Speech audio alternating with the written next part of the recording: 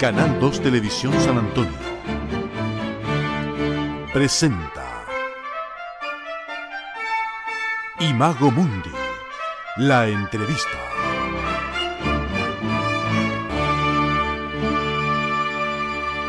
Estimados auditores de Chilena FM, de Canal 2 de San Antonio, sean bienvenidos a nuestro programa de cada semana, en que siempre estamos conversando con científicas y científicos de la Universidad de Chile. En esta oportunidad tenemos para conversar en nuestro espacio al doctor Jorge Podosis Marín, quien es académico investigador del Departamento de Biología de la Facultad de Ciencias de la Universidad de Chile. En esta oportunidad, el tema que vamos a tratar tiene que ver directamente con otro doctor, como fue Humberto Maturana Romesín, quien lamentablemente falleció ya hace algunos días, pero que su labor se reconoce como biólogo, filósofo, escritor chileno, fue Premio Nacional de Ciencias. En general, durante todos estos últimos días y semanas hemos conocido mucho acerca de la obra y también del pensamiento que tenía el doctor Humberto Maturana. Así que, doctor Podosis, sea usted bienvenido a nuestro programa y muchas gracias por estar con nosotros en esta oportunidad. Bueno, gracias por invitarme. Yo entiendo que debe tener usted, la gente, alguna curiosidad, tal vez yo pueda ayudar a responder. Por supuesto, doctor Podosis, primero que todo, antes de partir con la entrevista y para nuestra audiencia, me gustaría que nos pudiese contar acerca de su persona, cuál es la materia que usted investiga. Usted es académico precisamente de la Universidad de Chile, cómo se relaciona con ella. Cuéntenos más acerca de usted. Soy profesor de la Facultad de Ciencias del Departamento de Biología y trabajamos ahí desde hace tiempo ya en un laboratorio que tiene que ver con lo que se llamaría ahora neuroetología, es decir, el estudio de los sistemas sensoriales, en nuestro caso, de los sistemas sensoriales de los vertebrados, particularmente mamíferos y pájaros.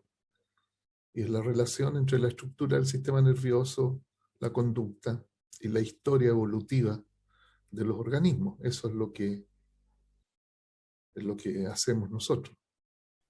Doctor Podosis, bueno, hablemos un poco de Humberto Maturana. ¿Qué nos podría decir, antes de entrar quizás a los detalles más interesantes, en general acerca de Humberto Maturana dentro de lo que es el contexto científico chileno? No sé cómo responder su pregunta. Se refiere a la trascendencia que tiene el trabajo del profesor Maturana. Claro, el profesor Maturana, en términos de su trabajo en la neurociencia, en la neurobiología, bueno, es un personaje señero, hizo cosas de gran relevancia y de trascendente durante su vida como investigador, que se inició hace tiempo ya, temprano en su vida también, en Inglaterra primero y después en Harvard y después aquí en Chile se continuó por muchos años. Siempre el foco de su trabajo tenía que ver con lo que le escribí hace un momento. La estructura en particular en su trabajo tiene que ver con el problema de las distinciones sensoriales de la percepción. Es un trabajo experimental sobre los mecanismos perceptuales en este caso, los vertebrados, en el caso del profesor Maturana, los anfibios, los pájaros, como foco de atención, digamos, como objeto de estudio. Y claro, hizo contribuciones sumamente relevantes, importantes, bien marcadoras de un momento del desarrollo de esta disciplina, que tienen que ver con cuestiones que, digamos, resultan ser paradigmáticas ahora, algunos de sus.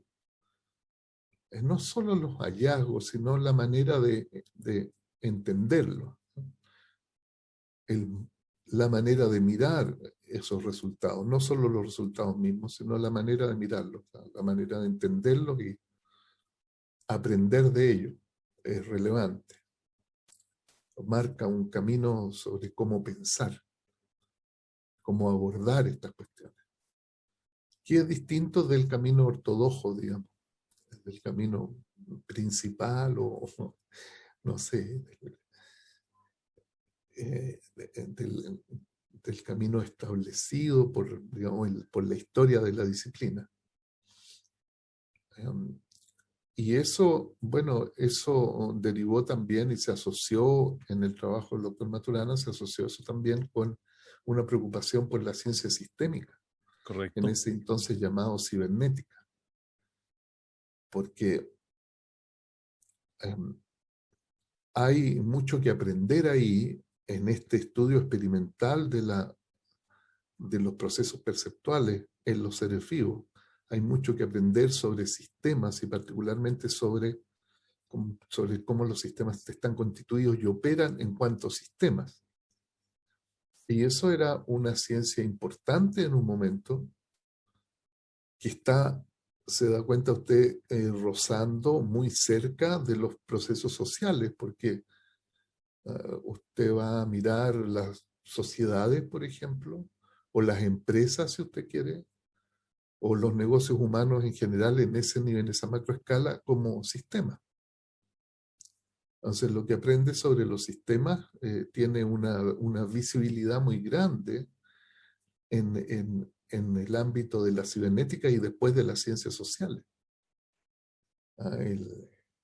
Hay una sociología sistémica y hay una psicología sistémica y hay una ciencia de la administración, una economía sistémica. Y en todas esas disciplinas, el trabajo del doctor Maturana, que como le digo, no tiene que ver solo directamente con los hallazgos experimentales, sino que con la manera de entenderlo, de plantearse respecto a eso. En todos esos ámbitos, este trabajo tiene resonancias importantes.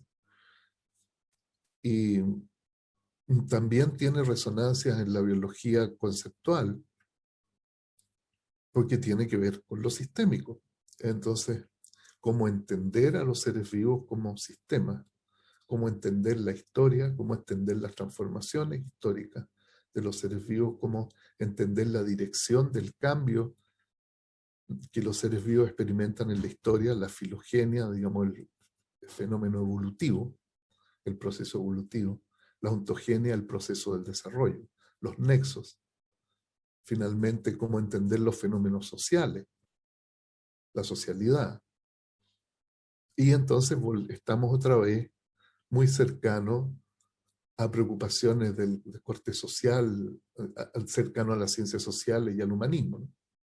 Y entonces el doctor Maturana siguió ese derrotero y se convirtió en un pensador importante, un humanista, un pensador humanista muy importante, trascendente. También la cuestión de la percepción que yo le menciono tiene alcance sobre la epistemología, sobre el estudio, sobre el entendimiento, el discurso reflexivo, el discurso de fundamento sobre el conocer, que es una parte importante de la filosofía, ¿no? De la reflexión filosófica. Entonces ahí tiene otro ámbito en el cual las contribuciones del doctor Maturana alcanzaron gran relevancia. Su manera de entender los fenómenos biológicos que él desarrolló en esa época, que le comento. Y digamos, y él fue siguiendo ese derrotero y adentrándose más y más, con mucha lucidez, por supuesto, en el mundo de las ciencias sociales, digamos, en general, así con todos esos ribetes que yo le describí. Así que eso le puedo decir más o menos, o sea, no sé si más o menos, o más o menos, o en paralelo, no sé en qué dirección, respecto de, en breve, digamos. No Claro. puedo contarle los vínculos y el detalle de estas cuestiones porque sería largo y difícil en un contexto como el que estamos conversando nosotros. Claro. Bueno, doctor Podosis, claro, sin duda ahí usted ha hecho, digamos, un recorrido en general por la obra de Humberto Maturana. ¿Por qué razón es importante hoy día? Porque cuando, bueno, su obra fue ampliamente conocida, pero una vez que él fallece, Todo el mundo hablaba prácticamente de Humberto Maturana, citando sus libros, frases, pensamientos, citando sus investigaciones. Claro. Este tránsito de la biología con la filosofía, en realidad, son cosas que en la sociedad chilena no pasaron inadvertidas y se comentó bastante. Entonces hubo un No, efecto que no, no obviamente pasaron provocó. inadvertidas. Sí, afortunadamente diría yo. Claro, porque el doctor Maturana vio ahí, en ese entendimiento de lo social, un fundamento importante para la conversación vigente, presente, cotidiana sobre las relaciones humanas y sobre el modo de entenderlas, sobre el carácter que tienen, sobre qué es fundante, qué es importante, qué es accesorio, qué debiera ser eh, puesto de relieve a la hora de em, hacer un análisis crítico o pensar críticamente sobre cómo se construyen las relaciones humanas. Y usted ve que todos los negocios humanos tienen que ver con relaciones entre personas, ¿no? Entonces, lo que usted pueda decir sobre eso, si lo dice desde la profundidad del entendimiento, no es la única mirada. Le estoy diciendo, si usted habla con una cierta profundidad de entendimiento de estas cuestiones, va a tener consecuencias y va a ser oído. Y es lo que pasa con el doctor Maturana, con su, digamos, con su faceta de pensador humanista, porque alumbra cuestiones que de otra manera están oscuras y que no se ven, y pone de relieve cuestiones fundamentales que pasan por desapercibidas y no tienen en general eh, em, el estatus de legitimidad como orientadores de las prácticas sociales que debiesen tener si es que uno entiende el fundamento de lo social, que es lo que Maturana estaba proponiendo. Entonces, enhorabuena que tengan toda esa presencia que usted ha visto que tiene. Está bien. Mucha gente se sintió inspirada y se sigue sintiendo inspirada, se siente reconocida, se siente movida por ese discurso. Y eso es lo que yo creo que él quería, ¿no? Enseñarle a la gente a entender. Pero como él decía, hay que aceptar las preguntas. No es difícil entender. Lo difícil no es entender, sino que aceptar las preguntas. Yo a veces le digo a los estudiantes esto: un ignorante no es no es el que no sabe una respuesta, es el que no concibe una pregunta. De modo que abrir el espacio de las preguntas es súper valioso y es lo que los profesores intentamos hacer. Y eso hacía el profesor Maturana en este ámbito social, donde están reconocidos, como le digo, enhorabuena, pienso yo. Aunque uno pueda discrepar, comprende, Sí, claro. pueda no estar de acuerdo, pueda tener otra manera de mirar, pero la conversación enriquece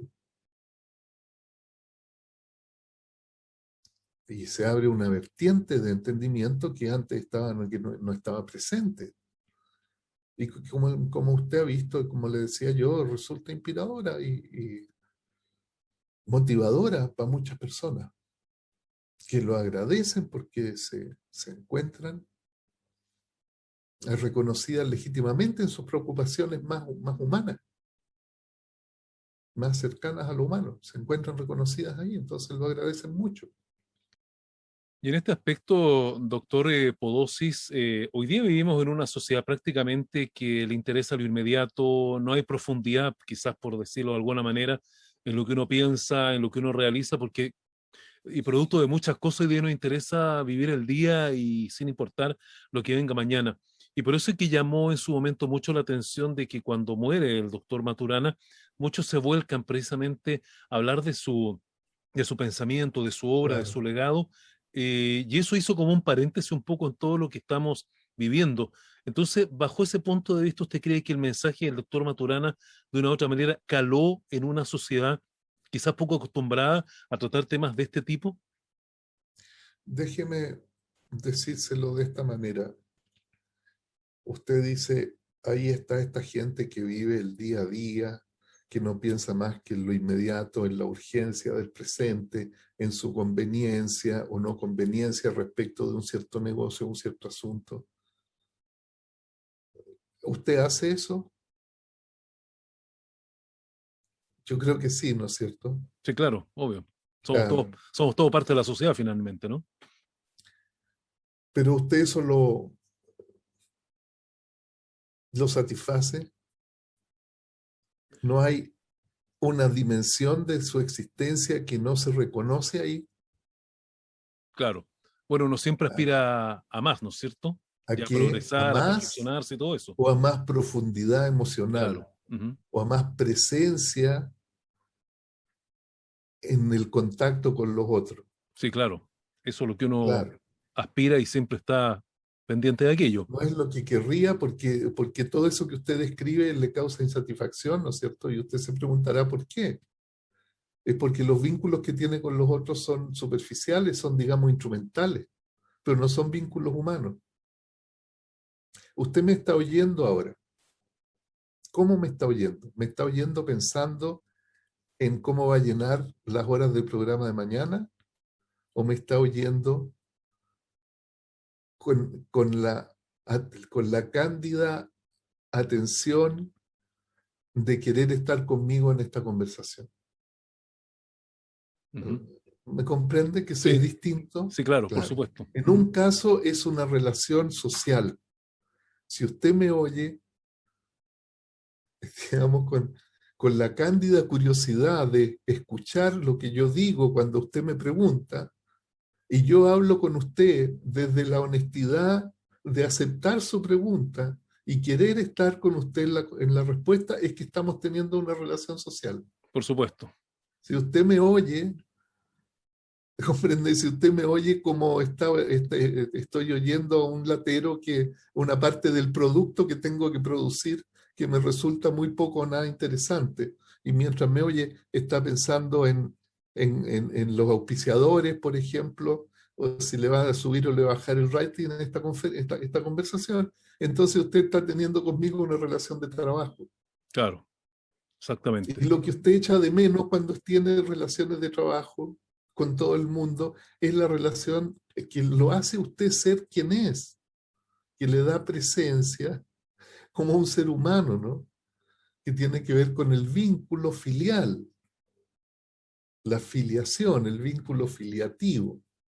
Ah, los mamíferos establecen vínculos filiales, todos ellos meramente por el hecho de que las hembras y las crías, Ujú. durante la crianza, que es muy larga y prolongada, se establece un vínculo de afecto. ¿Qué es el afecto? Es esta aceptación en la cual el otro tiene una presencia como un otro, la aceptación mutua, ¿sí? Donde el otro existe sin cuestionamiento, meramente porque hace parte de su vida. Y eso es fundante de lo social, y no se lo digo a usted por la buena onda. Se lo digo porque es un mecanismo emocional súper fundamental que permite la socialidad, ¿sí? Entonces, si el doctor Maturana aparece en el mundo y habla en estos términos, muchas personas se sienten tocadas porque se dan cuenta que han puesto poca atención, Ujú. digamos que se lo digo de esta manera, que su insatisfacción vital tiene que ver con el desapego de la cosa más profunda de su Claro. existencia. Ujú. Comprende que tiene que ver con este existir en el vínculo filial con otras personas. No con todas, porque usted no hace un vínculo filial con todo el mundo, pues. Con algunos sí, pero con algunos usted trabaja, pero tiene una cercanía en el hogar, donde hay personas que usted acepta y que lo aceptan a usted y que lo reconocen como un miembro de esa comunidad en la cual su existencia tiene sentido, lo mismo que la existencia de los otros. Eso, permítame que le diga, es lo más mamífero que hay. Claro. Y bueno, y somos todos mamíferos, ¿no? Ese es exactamente el punto, pues. Y eso es lo que está desconocido en estos negocios humanos que son asociados a cuestiones productivas, etcétera, Se etcétera. nos Entonces, olvida por mucho rato a veces pero aquello. eso le causa insatisfacción, ¿no es cierto? Se enajena, un sentimiento de enajenación, de distancia, Sí, claro. quiero terminar el trabajo, irme para la casa, juntarme con los amigos, ¿sí? Usted se duele de la muerte de alguien porque se duele porque esa persona y usted tienen un vínculo que es profundo, que es un vínculo de existencia. Entonces se le muere a alguien y desaparece un pedazo de su identidad, ¿comprende? Eso es el duelo de la pérdida de alguien cercano, pero se muere alguien que está en otro plano de la existencia, que no está en esa comunión filiativa con usted y le da exactamente lo mismo a usted. Entonces, el que el señor Maturana aparezca en el mundo y diga que esa emocionalidad filial es central y es legítima y es importante y tiene que cuidarse y tiene que ponerse en el centro de los quehaceres relacionales humanos, bueno, emociona a un montón de gente y la invita la invita, la conmueve, la mueve a la acción, la interpreta, alivia, ¿no es cierto? Entonces, por eso hay tanta gente dolida, pues, porque es de la misma manera que usted establece un vínculo con, digamos, un artista que es significativo en su vida y que se muere. Por ejemplo, la otra vez murió Gato Alquinta. Sí, claro. Y usted vio a la gente como estaba de duelo medio país, porque él comprende porque hay un vínculo amoroso que se establece, porque hace parte de su vida. Bueno, aquí pasa parecido. Algo parecido. Oye, doctor Podosi, usted tuvo oportunidad, me imagino, me habían también manifestado esto, de trabajar directamente con el doctor Maturana. Sí, por muchos años. Y cuéntenos un poco cómo se establecieron esos vínculos, ya que estamos precisamente hablando de esa Él era materia. mi profesor, yo fui estudiante en la facultad y él era profesor en la facultad y después fue el profesor de mi tesis de doctorado y después fuimos colegas y trabajamos juntos mucho tiempo. Ujú, Ese es el vínculo. claro. Y en este aspecto, ¿qué rescata usted de su relación personal ahí que tuvo con el doctor Maturana? ¿Qué cosas le llamaron la atención? ¿Cómo se desarrolló esta relación humana? Fue muy amable, muy cordial, muy cariñosa, es muy respetuosa y de mucho aprendizaje. Y muy emocionante en un sentido intelectual. Una relación de cariño, de respeto y de mucha, digamos, energía intelectual, si usted quiere, de mucha energía de- del pensar, del reflexionar, del conversar, de oír a otros, de oírnos a nosotros mismos en la conversación. Era entretenido, era una vida entera digamos, de entretención, pero las cosas así, bueno, las cosas se transforman. ¿Sí? Hay momentos y momentos en la vida de todo el mundo, ¿no? Y fundamentalmente en esto, doctor Podosis, ¿con qué se queda usted de toda esta relación con el doctor Humberto Maturana? No sé, qué difícil la pregunta que me hace. No, no sabría qué decirle. Con todo, Claro, él fue muy generoso además con nosotros, con su tiempo, con su espacio, con no solo conmigo, con mucha gente más, con muchos más, ¿sí? Eh, Mucha gente se formó en su entorno, muchos colegas muy destacados, anteriores a nuestra generación, de mi generación y posteriores también, mientras estaba más activo y más presente en la universidad, porque, digamos, digamos, fue cada vez, así, paulatinamente construyendo otro mundo en este espacio social. Fue construyendo un mundo que para él le resultaba, supongo yo, eh, no sé, acogedor, interesante, desafiante, Entonces, paulatinamente, nunca dejó de estar vinculado con nosotros, yo diría. Al menos espiritualmente no. Y en la práctica tampoco, si nos seguíamos viendo, bueno, desde la pandemia por supuesto no, pero nos veíamos con alguna frecuencia en el laboratorio, en actividades académicas, hasta el último momento. Pero él fue, claro, siguiendo el derrotero que le señalé, y entonces haciendo de su vida pública, ocupando eso cada vez más y más lugar en su vida, y yo creo que eso estaba bien para él. Eh, y nosotros seguimos haciendo lo que lo que estábamos haciendo entonces, lo seguimos haciendo ahora, en realidad. Bueno, dada la trascendencia del doctor Humberto Maturana, de quien precisamente estamos hablando, que fue su profesor, su colega posteriormente, ¿usted cree, y me gustaría que también lo pudiese manifestar, si en el momento de su carrera él realizó, no sé si descubrimientos, pero algún aporte que haya cambiado la forma de ver lo que él estudiaba? Hablemos, por ejemplo, de la biología. Él propuso alguna manera que cambiara la forma de ver cómo se estudiaba la biología, cómo se Claro, veía la sí, ciencia. sí, por supuesto. ¿Ya? Claro, ese es el centro de la cuestión, lo que le estaba señalando al principio. Ujú. Porque lo que cambia son las preguntas y el modo de preguntarse. Y eso es difícil, porque es difícil aceptar preguntas nuevas. Entonces, ¿qué resonancia ha tenido esto, digamos, en la gran escena de la biología? La biología es una ciencia bien compleja que tiene en muchas dimensiones. Es como una esfera, imagínese usted, una especie de fractal, Correcto. ¿sí? Y a veces los vínculos entre las distintas ramas de este fractal son tenues. Y llegar hasta el corazón que los vincula a todos, hay que recorrer un camino bien difícil, largo a veces. Usted puede hacer biología desde la rama, desde la última rama del fractal, sin enterarse de los vínculos con las otras ramas, ni menos con el corazón de la cuestión. Lo que está en el corazón, ya que estamos haciendo esta figura, Sí. son los seres vivos, y entender a los seres vivos, por tanto, entender a los seres vivos como sistema,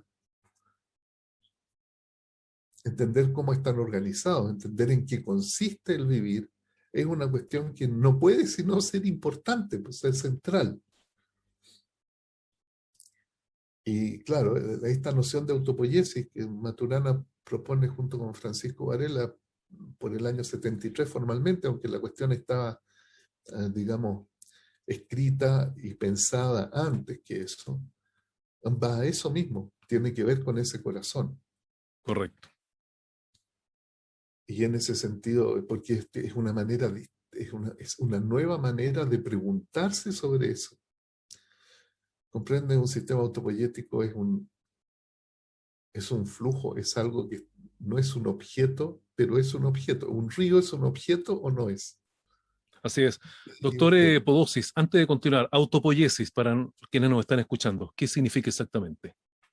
autoproducción, producción de sí mismo. Entonces usted cambia sobre la visión de los seres vivos como objetos a los seres vivos como procesos. La mejor metáfora que se me ocurre es la metáfora del río. El río, ¿qué es? Es un flujo de agua, ¿no? El río es el flujo, no es el agua.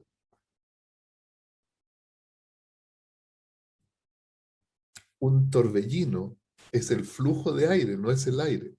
Si usted toma un río y lo represa, no se acaba el agua, lo que se acaba el río y lo que aparece es un lago, ¿comprende? Y mire toda la fuerza que tiene un río. Sin embargo, el río es el fluir del agua. Los seres vivos son procesos. El vivir es un proceso. Es un proceso que sucede en una cierta estructura. Y ese es el proceso que está señalado en la noción de autopoiesis. Entonces usted deja de ver a los seres vivos como objetos con propiedades. Ahí empieza y está invitado ahora a mirarlos como un proceso, como un suceder, como algo que ocurre y que está continuamente ocurriendo.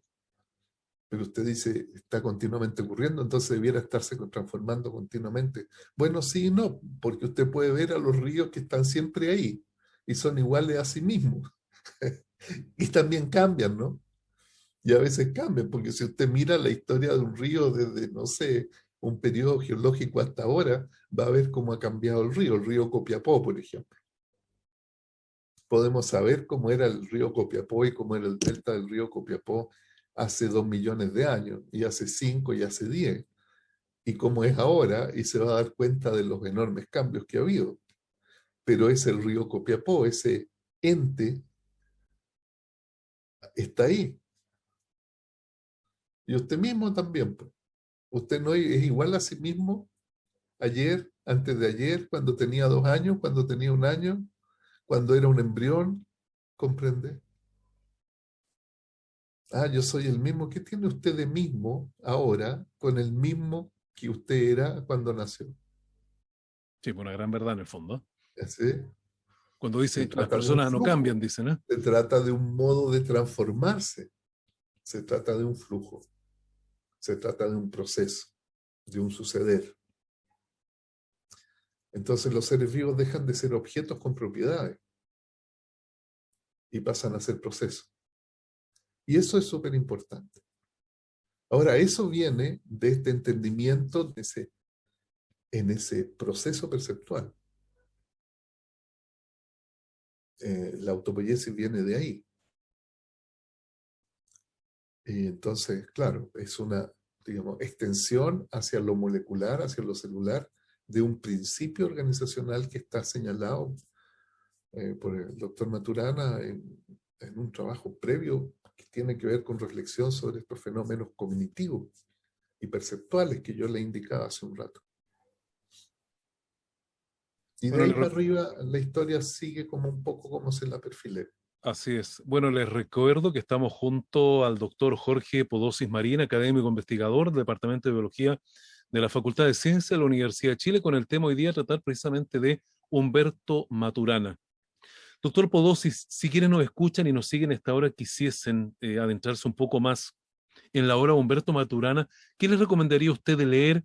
¿Qué documentos examinar? ¿Por dónde debería comenzar una persona que se inicia un poco en conocer más de la figura de Humberto Maturana? Bueno, hay un libro que quiere ser masivo, que quiso ser masivo.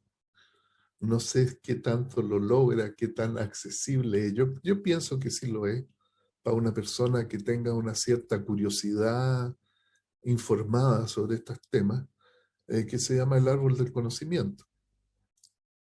Sí, y yo empezaría por ahí, yo creo, porque es una lectura que es posible de seguir y es bien profunda si es que uno la sigue. Y respecto de su vida humanista, hay un libro que se llama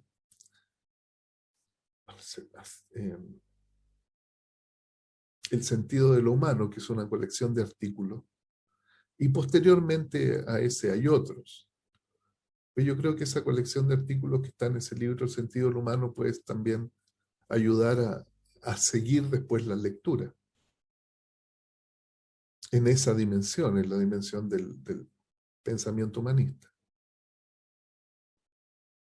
Yo diría que esos son libros, digamos, libros de entrada, si usted quiere.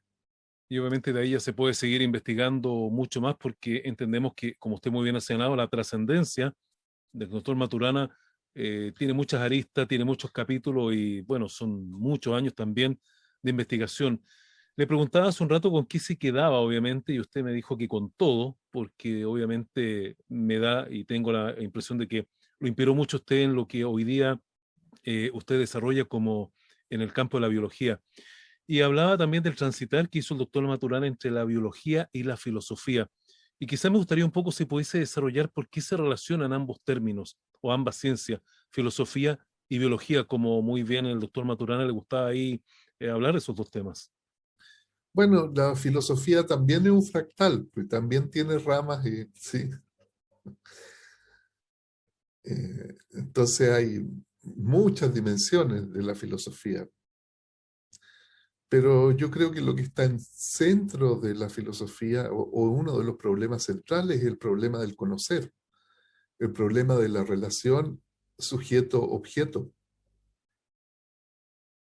¿Qué podemos decir de esos entes con los que nos encontramos en nuestra existencia, en nuestro vivir?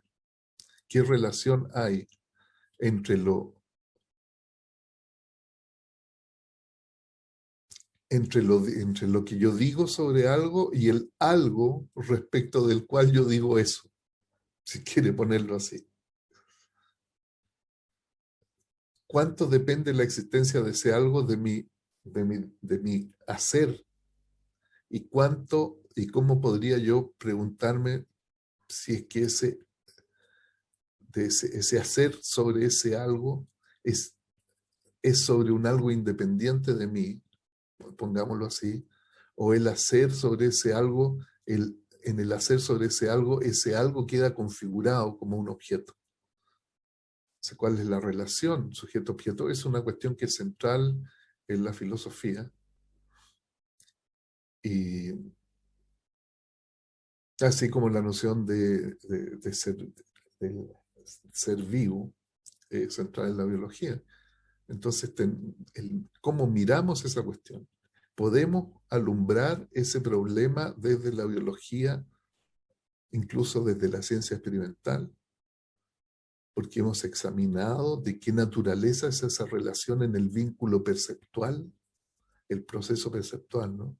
Y aquí que yo digo, ahí hay una flor.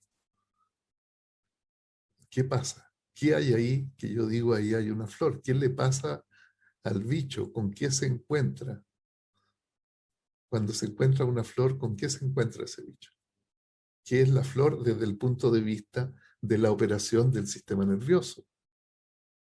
Yo no miro afuera, miro adentro. ¿Comprende? Es la pregunta del biólogo, sobre la estructura y la operación de ese ser vivo que dice, he ahí una flor. Claro.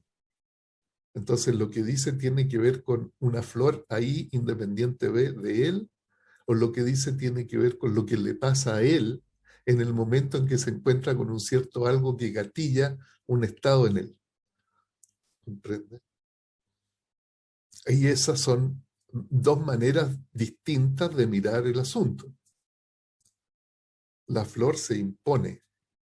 La flor es lo que a mí me pasa. La flor me pasa a mí, se pone en mí, se imprime en mí desde fuera, o la flor es aquello que yo hago cuando digo, he ahí una flor. Son dos maneras distintas de mirar el problema. Y entonces, claro, el análisis en neurobiológico, la mirada neurobiológica del fenómeno perceptual, más bien se inclina por la segunda manera de mirar el asunto. La flor, ese objeto que está ahí, es lo que ocurre en mí cuando yo hago la distinción de eso. Comprende, si hubiera una mosca en su estudio. Sí. ¿Está en un estudio de televisión la mosca? ¿Dónde está la mosca? Bueno, ahora debería estar en un estudio de televisión, ¿no es cierto? ¿Usted cree? Se pone ahí, se pone a mirar la tele, a ver lo que dice la gente, qué interesante este mecanismo Claro, que está acá. exactamente. ¿Dónde está la mosca? Cuando se para sobre su escritorio, ¿se paró sobre un escritorio? ¿Usted ve que la mosca lee cuando se para sobre su cuaderno de notas? ¿La ve leer? No, ¿no es cierto? No, Entonces, ¿cómo sabe que está sobre un cuaderno de notas la mosca? uno la ve ¿Dónde la se mosca paró ahí, la ¿no es mosca? cierto? Uno la ve que se para ahí la mosca. A lo mejor Claro, pero eso es, el cuaderno de notas está en su mundo, sí, claro. pero en el mundo de la mosca, ¿qué es eso? Claro, no sabemos qué está viendo la mosca finalmente, ¿no es No, cierto? ¿y cómo podría saberlo? Claro, Solo por lo que hace la mosca, ¿comprende? sí, claro. Entonces, lo que a usted le parece un cuaderno de notas tiene que ver con su hacer con respecto a eso y con su modo de estar ahí, de encontrarse con eso. La mosca se para en ese objeto. Supongamos que usted y la mosca están de acuerdo sobre la objetualidad de ese objeto, de ese cuaderno. Pero la mosca se para, pero ¿cómo podríamos decir que se paró sobre un cuaderno? No hay nada que la mosca haga que le indique a usted. Usted no sabe dónde se paró la mosca, a no ser que mire atentamente lo que la mosca hace ahí donde está. Y eso le puede dar una indicación a usted de a qué cosa en el mundo suyo corresponde aquello que la mosca encontró ahí. Porque lo que la mosca hace es lo único que le indica a usted lo que la mosca encontró ahí. Sí, claro. ¿Usted se da cuenta? Entonces es una reflexión súper profunda. Sí, claro. Claro. Y cuesta seguirla más encima. Cuesta seguirla. Cuesta seguirla porque usted está... No cuesta nada seguirla si que usted acepta la pregunta. Correcto. ¿Entiende? Sí. Bueno, volvemos al tema de las preguntas, ¿no es cierto? Eso es. Entonces, ¿por qué la filosofía se interesa en esto? De la misma manera que se interesa usted en este momento. Por esa razón se interesa. Bueno, doctor Podosi, la verdad es que le quiero confesar que el programa duraba mucho menos de lo que está durando ahora, pero se nos pasó el tiempo prácticamente volando, como se dice habitualmente. Yo simplemente le quiero agradecer los minutos que nos ha cedido para esta conversación. Y la verdad es que me gustaría finalmente una reflexión y una conclusión sobre lo que hemos estado conversando y algo sobre Humberto Maturana, que era nuestro tema central para este programa. Mire, yo creo que uno tiene que... Es que si uno quiere aprender, tiene que dejar de saber. Si uno sabe mucho, no aprende nada. Hay que suspender la certeza si quiere y aceptar las preguntas, acercarse a las preguntas, concebir preguntas. De esa manera es que se aprende. Yo creo que la historia que hemos conversado aquí del señor Maturana es una demostración de eso. Es una demostración bien eficiente de eso, del poder que tiene y de las consecuencias que tiene plantear y aceptar preguntas nuevas, distintas. Suspender la certeza y aceptar las preguntas. Afirmarse más en las preguntas que en las respuestas. Y no tener miedo a formularlas, ¿no es cierto? Por supuesto. Sí, total, ¿qué es lo que peor que puede pasar? Que usted estaba equivocado, pero eso es re bueno porque le sacaron de un peso de encima. Sí, absolutamente. Sí, lo peor es quedarse con las dudas, ¿no es cierto? Hay que resolverlas siempre de una u otra manera. Claro. Bien, pues, doctor Podosi, le agradezco mucho su participación en nuestro programa de hoy y, por supuesto, agradecerle también su tiempo. Así que muchas gracias por haber estado con nosotros. No, gracias a usted, perdóneme si lo incomodé, pero es que yo soy así un poquitito, así como me ve usted. No me incomodó para nada, fue un ejercicio bien interesante el que se pudo hacer en el programa. Esperemos que los que nos siguen también les haya gustado. Así que muchas gracias. Yo estoy abierto a preguntas. Quien quiera escribirme o saber algo, si yo puedo ayudar en algo, yo encantado.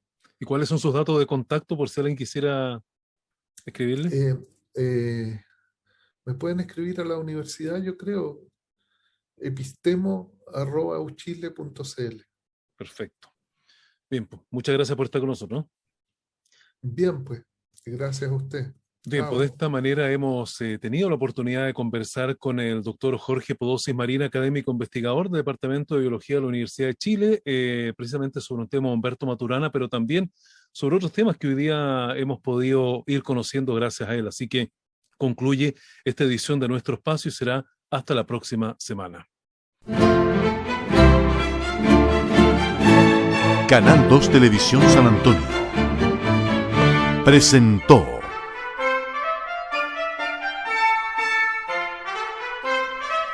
Imago Mundi, la entrevista.